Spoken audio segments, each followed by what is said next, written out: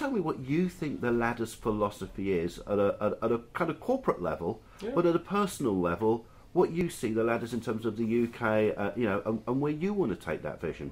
Yeah. I'll start with, I don't think I've ever been as excited about an opportunity that we have here in the UK to build a value proposition for a segment of the audience that hasn't been well catered for to date. So going back to what I said earlier, 15 years in to online recruitment in the UK, the experience for the job seeker hasn't really changed. Whether I am a £20,000 a year admin assistant or whether I'm a £100,000 a year chief technology officer, the experience that I get from UK job boards today is one and the same. There is no understanding whatsoever that the job search process that needs to be adopted by an admin assistant versus a chief technology officer are substantially different. We're talking about 15% of the population, which is the audience that the ladders focuses on and supports through their job search process.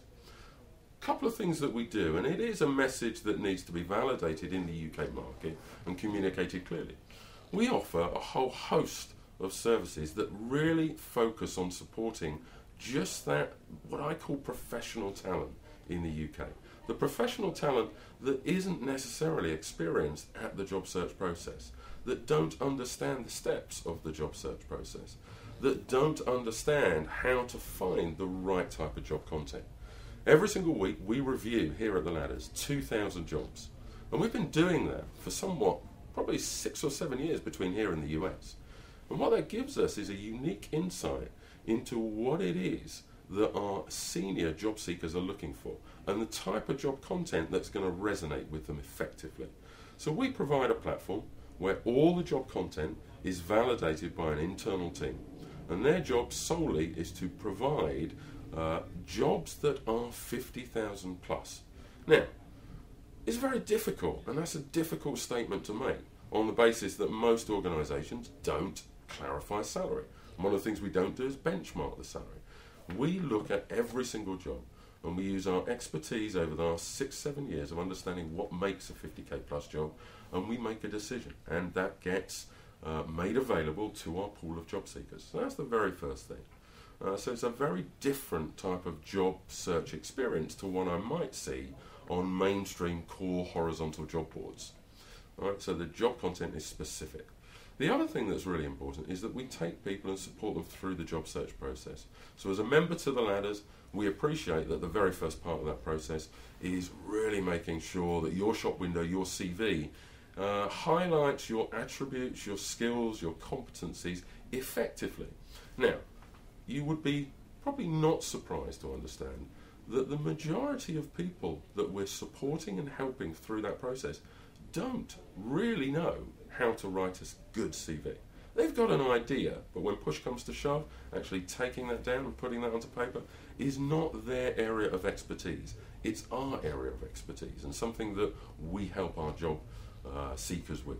And of course, ongoing from that, there's a whole level of dialogue and engagement and tips and advice and content specific to the job search at the executive level that we share and communicate openly and freely with our members. So it is a very different value proposition here in the UK that we are building versus what's been in the UK today. And our members are voting with their feet, Keith. There's a lot of debate about the changing models in online recruitment in the UK. The Ladders are now at 450,000 executive members.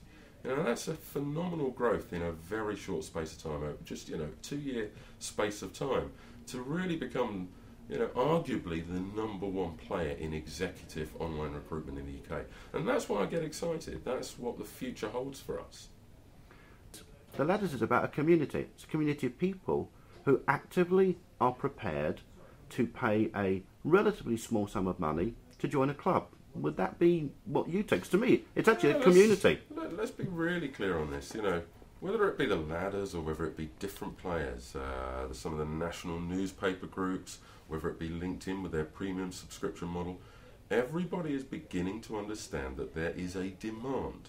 And this is really what it comes to. There is a demand in the marketplace to access services and solutions that add value to the job search in an extremely competitive environment. At the ladders, let's be clear, we're talking about a £10 nominal monthly charge, and there's a range of benefits that are then delivered to the candidate. And yes, without a shadow of a doubt, we're delivering value. The feedback we get through our customer service teams tells us that we're delivering substantial value in helping people find their next job. Now, what other options have they got if they really need that support and help? They're going and accessing this information. They can access it if they choose to spend hours searching on the web. We're advocates to say we'll support people and give them the option to do what they need to do to get that next job.